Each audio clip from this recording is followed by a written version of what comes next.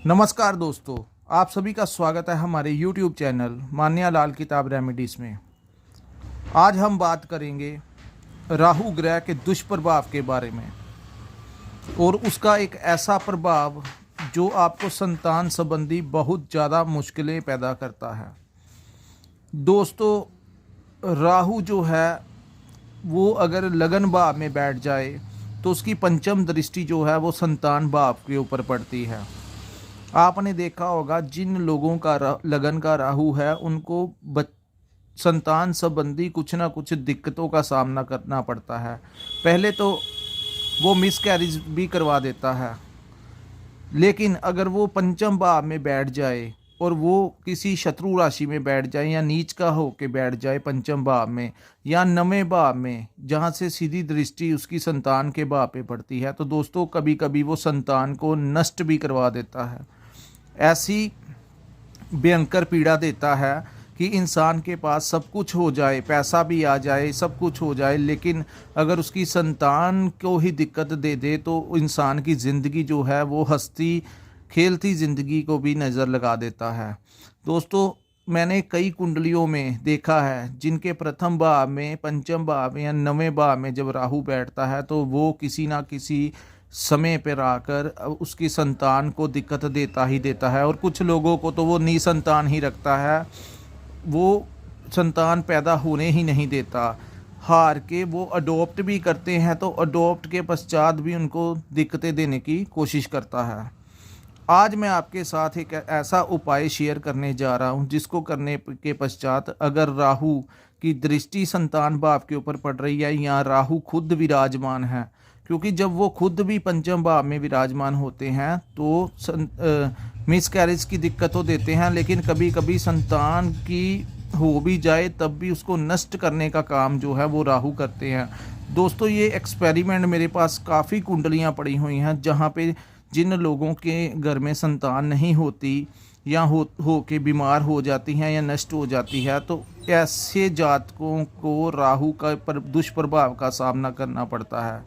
तो अगर ऐसी समस्या है, आपकी कुंडली में संतान पैदा नहीं हो रही या बार बार मिसकैरेज की दिक्कत आती है, तो आपको एक ऐसा उपाय बताने जा रहा हूं जिसको करने के पश्चात आपको काफ़ी हद तक उसका प्रभाव जो होगा वो कम हो जाएगा या ख़त्म भी हो सकता है अगर ईश्वर ने चाहा तो।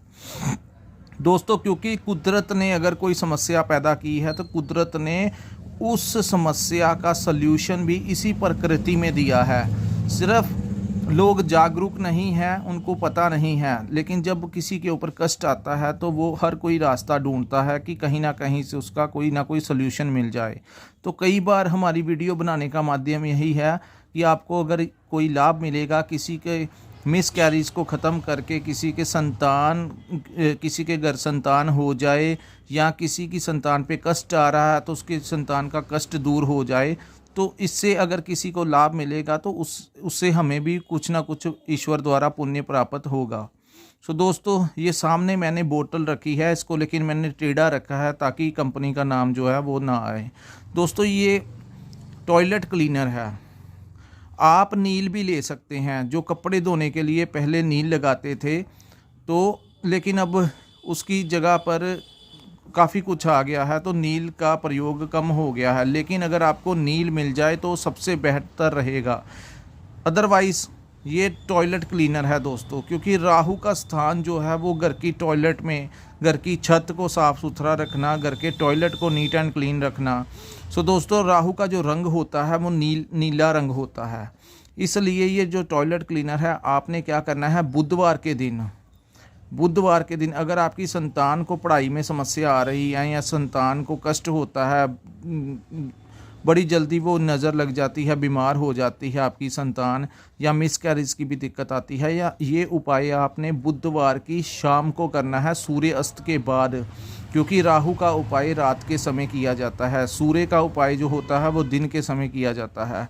ऐसे ही राहु के उपाय के लिए मैं बताने जा रहा हूँ। ये जो मैंने आपके सामने टॉयलेट क्लीनर रखा है, या फिर अगर आपको नील मिल जाए, आपने क्या करना है, बुधवार या शनिवार की शाम को सूर्य अस्त होने के पश्चात इसको अपने टॉयलेट में डालकर फ्लश कर देना है। दोस्तों, पूरी विधि सुनिए, उसके बाद ही मैं आपको पूरी विधि बताता हूँ। आपने इसका ढक्कन खोलना है और थोड़ा सा इसको आपने अपने टॉयलेट में ही रखना है। इसका ढक्कन खोलना है, थोड़ा सा टॉयलेट क्लीनर उसमें डाल के फिर फ्लश आउट कर दें। और या ये कर दें या नील मिल जाए तो नील थोड़ा सा डाल कर उसको फ्लश आउट कर दें। तो राहु का उपाय टॉयलेट के अंदर उसी का रंग जो है वो वहाँ पर, और कोशिश करना दोस्तों उसके पश्चात आपने टॉयलेट को, अपने घर के टॉयलेट को हमेशा क्लीन रखना और अपने घर में इलेक्ट्रॉनिक सामान अगर ख़राब है तो उसको दूर कर देना, अन्यथा वो कष्टकारी ज़्यादा हो जाता है राहु। कुछ लोग क्या करते हैं, अपने कपड़ों को इस्त्री करने के पश्चात इस्त्री को बाद में प्लग आउट करके बेड के नीचे ही रख देते हैं, वो भी राहु के ख़राब होने की प्रमुख निशानियां हैं। और अपने घर की छत के ऊपर कोई जंगाल वाला सामान नहीं रखना, कुछ भी कूड़ा करकट नहीं होना, अपने घर की छत को साफ़ करके रखना, अपने घर की सीढ़ियों को साफ़ करके रखना। ये जानकारी इसलिए दे रहा हूँ ताकि आपको पता लग जाए कि राहु के दुष्परिणामों को कितने % हम रोक भी सकते हैं।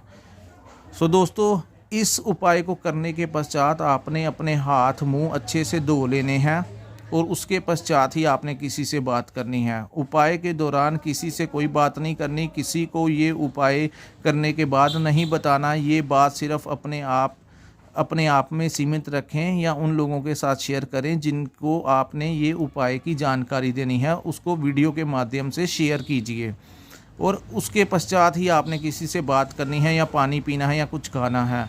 तो सबसे पहले ये थोड़ा सा डाल के उसके बाद फ्लश आउट कर देना है। उसके बाद आपने हाथ मुंह धो के अच्छे से पैर धो के उसके बाद ही आपने कोई पानी पीना है या आपने किसी से बात करनी है तो वो बाद में। और उपाय करने के पश्चात आपने किसी को नहीं बताना कि मैं अपने लिए ये वाला उपाय कर रहा हूँ। तो दोस्तों, कैसी लगी आपको हमारी ये जानकारी? हमारे चैनल को, अगर आपको ये जानकारी अच्छी लगी हो तो हमारे चैनल को लाइक और सब्सक्राइब करना मत भूलिए और अपने दोस्तों मित्रों के साथ शेयर कीजिए जिनको संतान प्राप्ति होने में दिक्कत आ रही है। सो दोस्तों, यहीं पे हम अपनी वीडियो को विराम लगाते हैं। मिलते हैं हम अपनी अगली वीडियो में। नमस्कार, जय माता दी।